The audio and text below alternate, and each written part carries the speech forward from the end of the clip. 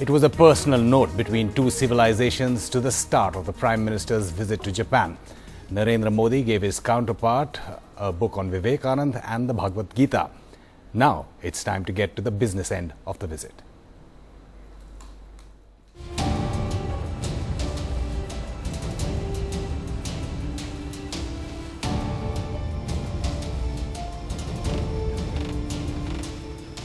In Japan, feeding carp, a fish that swims upstream against the flow of the current, is considered an auspicious symbol of success, prosperity and perseverance.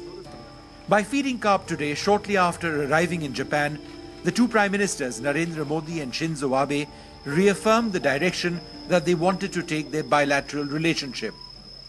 And there doesn't seem to have been a moment to waste. Within an hour of arriving, India and Japan signed an agreement to develop ties between Kyoto and Varanasi, two ancient cities steeped in tradition. The first item on the agenda was to witness a signing ceremony between the city of Kyoto as well as the city of Varanasi in India to have a cooperative agreement which will ensure that they can work together in terms of their cultural heritage, city modernization, culture, art and education.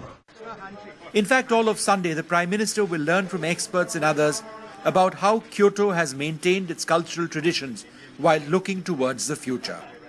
The Prime Minister wants to replicate the model of a Japanese smart city in India.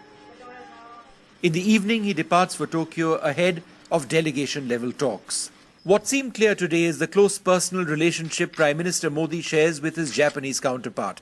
And that friendship was reciprocated today, with Shinzo Abe deciding to travel down to Kyoto to greet Mr. Modi well before tough negotiations begin in Tokyo on a host of issues, from India wanting Japan to begin nuclear commerce with India, to arms deals, to massive support from Tokyo towards India's infrastructure development. The Prime Minister gifted his Japanese counterpart two books, including a book on Swami Vivekananda and a special copy of the Bhagavad Gita.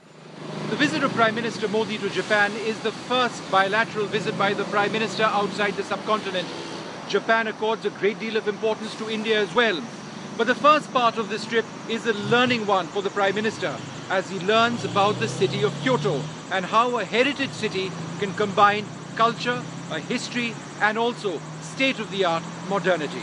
In Kyoto, Vishnu Shom for NDTV.